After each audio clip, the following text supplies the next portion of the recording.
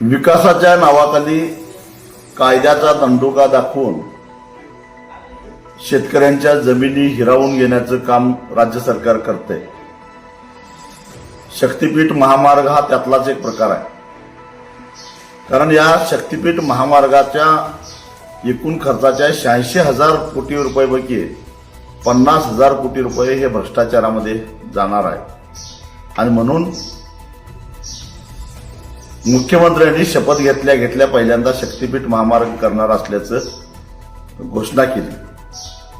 अनेक लोकप्रतिनिधींचा सुद्धा त्याच्यामध्ये हिस्सा आहे, अनेक राजकीय नेत्यांचा हिस्सा आहे। त्यामुळे शेतकऱ्यांच्या बाजूनं कुणी बोलायला तयार नाही। विकासाला आमचा विरोध नाही, पण शेतकऱ्यांची थडगी बांधून विकास करू नका एवढंच आमचं म्हणणं आहे।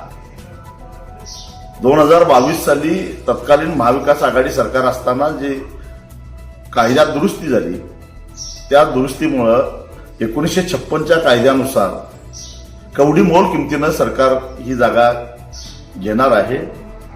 आणि अफवा अशा पसरवल्या जातात की ज्या पद्धतीनं समृद्धी महामार्गाला पैसा मिळाला तसा कोट्यावधी रुपये शेतकऱ्यांना मिळणार आहेत, हे साफ खोटं आहे। दुसरी गोष्ट, खरीप हंगाम संपून 3 महिने होऊन गेले तरी अजून शेतकऱ्याला विम्याचे पैसे मिळालेले नाही।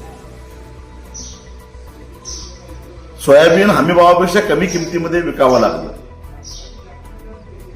महायुती सरकारनं विधानसभेच्या निवडणुकीच्या काळामध्ये आम्हाला मतं द्या, आमचं सरकार आलं तर तुमचा 7 कोरा करतो असं आश्वासन दिलं। पण ही सारी आश्वासनं त्यांनी अरबी समुद्रात बुडवली आणि आज शेतकऱ्यांच्या पाठीमागे जप्तीच्या वसुल्या सुरू झालेल्या आहेत।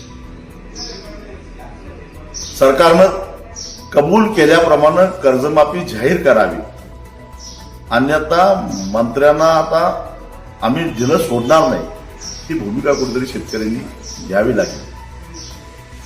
या सगळ्याचा विचार करून पुढील आंदोलनाची घोषणा करण्यासाठी एकविरा देवी संस्थान हिवरा संगम तालुका महागाव या ठिकाणी 9 एप्रिलला सकाळी 11 वाजता एक व्यापक शेतकऱ्यांचा मेळावा बोलवलेला आहे। मी स्वतः या मेळाव्याला येणार आहे।